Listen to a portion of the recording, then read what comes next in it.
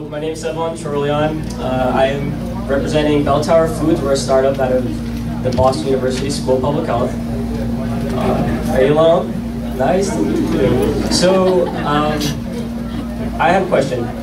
Actually, first I'll tell you about our company. We are a grocery truck. We are like a food truck that sells grocery products. Simple idea, right? So who's seen the map of the United States of America, where every state you have good.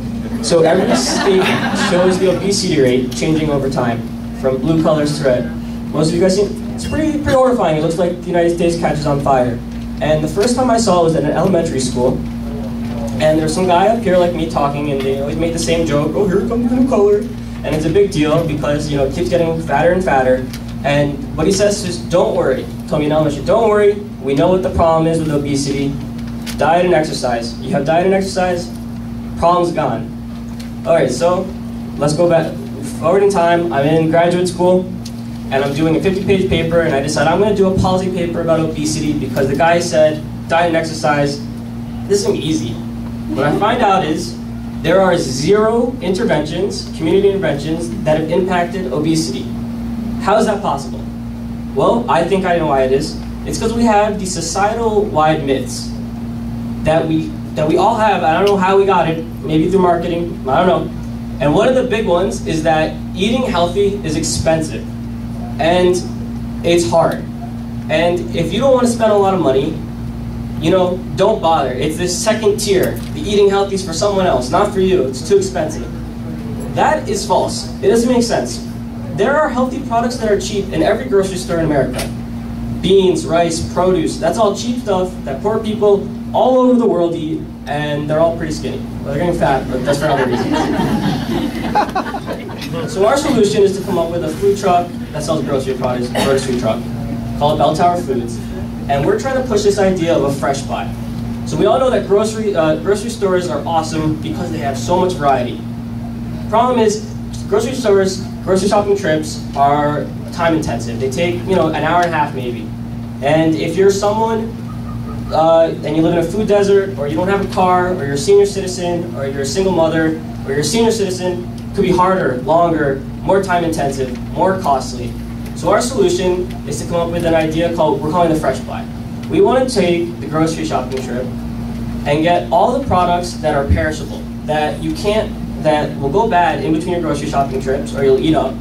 And we're going to make it possible for you to buy these things in about 15 minutes. And we're going to do that by coming into your neighborhood, setting up shop, and you and all your neighbors are going to come out and buy our limited selection of healthy, fresh produce. Ultimately, we're going to get to the point where we can customize to the neighborhood. So if you're in an ethnic neighborhood full of Vietnamese and you guys want to make a Vietnamese dish, we will have the products that you need to make it. If you're interested in local organics, we're going to create partnerships with local farmers and get you local organics. And the idea is not to make it inexpensive, because it already isn't expensive. Every project that I hear about, we got to make it cheaper, we got to subsidize it, we got to do this, we got to make it convenient. And if we make it convenient, people are going to eat healthy, and we're going to change the map. So that's my idea. I think I said everything I wanted to say.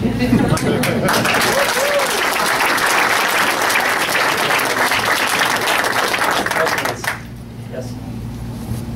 Sorry, so you have one truck. So where are you going to start and focus on first? Because obviously you can't be everywhere at once. That's right. So we're doing a 6-month pilot phase that starts in September.